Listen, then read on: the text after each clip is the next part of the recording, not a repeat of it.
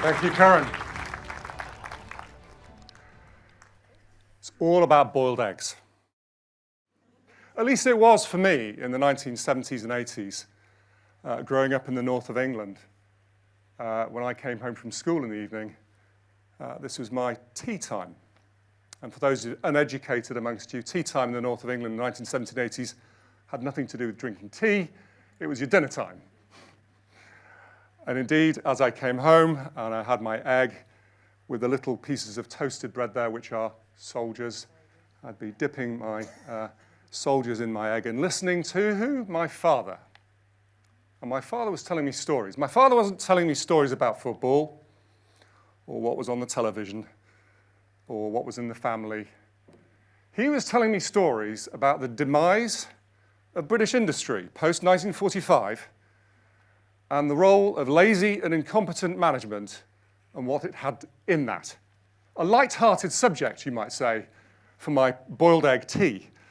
But he had reason to be frustrated because he worked in factories like this. In fact, this one. This factory was built shortly after the turn of the 20th century in an industrial zone outside of Manchester called Trafford Park. When this was built, it had 11 million bricks put into it. And at the height of its production, had a working population of 23,000 people.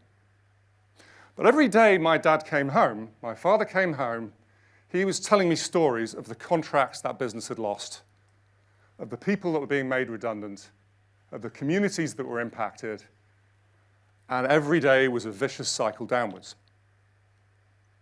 Now, it's important to give some background on my father because his father left school at the age of 12 and, in fact, went down to work in a coal mine at the age of 13. And his brothers and sisters, big families, brothers either went to the coal mine or the steelworks, and the sisters went into service, i.e. they were servants in people's houses. And my grandfather actually served in the First World War, which was 1914-1918. And now you're asking, well, how old, Matthew, are you really? But that's a different question. But he served in the First World War. When he came back and he built his family, he decided to ensure that my father went through secondary school and then get further education. And so my father became an engineer, and it seems a teller of stories at the tea table. What he gave me as a legacy was a determination to break that cycle he'd been in. Leaders have incredible power to create opportunities to create change, and the decisions made in boardrooms are felt by people, individuals, communities, companies, and felt in conversations around the dinner table. Leaders also have the opportunity to learn from the past and create a vision for a different future, to create vision of opportunity and change. In the same way that my grandfather broke the cycle for my father and gave him that opportunity. And indeed, my father then gave me that education, and that changed my life. Now, you'll be glad to know that this factory, although it ceased to be in the 1990s, then became a BBC television studio, more or less.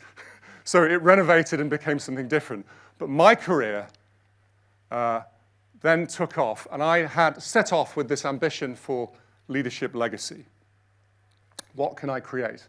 And I'm very fortunate to have worked across different sectors: consumer goods, travel and tourism, insurance, in different geographies of the world, indeed UK and Europe, in the Americas, and also in Asia. Very fortunate. But I thought I'd give you 20 years in 2 minutes.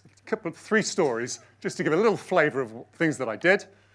First one is in the late 90s, I launched Pringles Paprika into the UK. My favorite flavor. You can thank me later. Secondly, in the early 2000s, I then tried to sell coffee to the Chinese when they were only drinking tea. It didn't work out so well. They drink a lot of coffee now, but no thanks to me. And thirdly, I met hotel business owners in Mexico, in Acapulco on the West Coast, at a time when there was swine flu and earthquakes. all these different experiences shaped me and shaped my vision about what leadership could be. And what I realized was that leadership wasn't just around impacting what was in Manchester, what you saw there on the slides, or indeed the UK, but leadership impact could be felt anywhere around the world. And in fact, today, with the technology that we have, leadership can create impact worldwide. And in fact, the stakes, therefore, for purposeful leadership are even higher. So now, as I went through my career, I also looked at role models that could help me think about my journey and give me stimulus and input. And there are two people I'd like to call out. One is the CEO of Uber, Dara Khosrowshahi, with whom I worked at Expedia, and then latterly Paul Polman, who I worked with in two companies, who was the CEO of Unilever and now works with the World Economic Forum.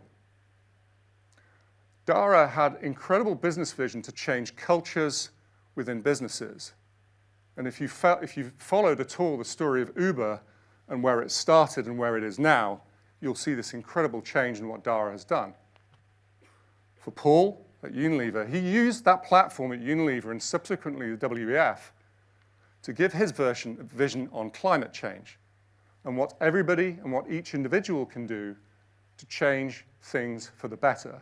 They both had visions, and I learned from both of them. Now you might say, okay, what's all the relevance here, Matthew, to purposeful leadership? Well, I had this vision about creating purposeful leadership and creating legacies, and certainly that was my intention. But as I went through, I was in danger of losing my path, losing that purpose and vision. Indeed, particularly as I went through the washing machine of corporate life. Now, as you get more senior and as you go into different environments, perceived power and environments can impact you and impact your purpose and values. And there were a couple of moments which acted like catalysts or jolts to me to shake me and say, don't forget your path. And I want to tell you about two of those. And they happened broadly after what's called the GFC, the Great Financial Crisis of 2007-8. In the aftermath of that, there were two things. One was quite important because I had a near-death experience. That was quite important. I nearly died. And the doctors could never really tell me why. They could never really tell me why that had happened. But I knew. And I knew because I hadn't taken care of myself. And if I can't take care of myself, I certainly can't take care of others. And we'll come back to that thought in just a moment. Secondly, as I became more senior, I started to see behaviors exhibited which didn't feel the right ones. People were battling politically for personal gain. People were treating other people without due care for the consequences. People were not respecting the resources of companies and institutions and treating them in a poor way.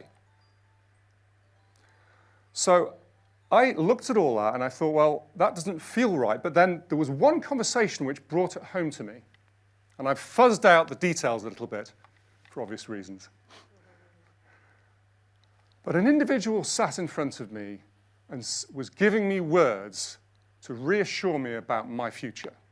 You must say, well, that sounds good. Yes. But as I heard those words, I then saw and felt a different intent. And the intent was bad.